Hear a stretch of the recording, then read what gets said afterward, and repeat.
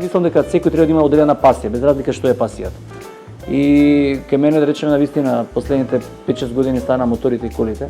Во зборам олтајмери и коли, и мотори и како и да е. И навистина уживам, дека има еден креативен момент, не е само возењето, туку и креирањето, ликот го добиваат на тебе и навистина сум среќен, ме прават баш среќен. Интересна работа кога ги возите овие олтајмери, мотори, коли, сите си имаат посебна приказна. Сите имаат, олтајмерот се бира по револуционерниот момент кога се возат.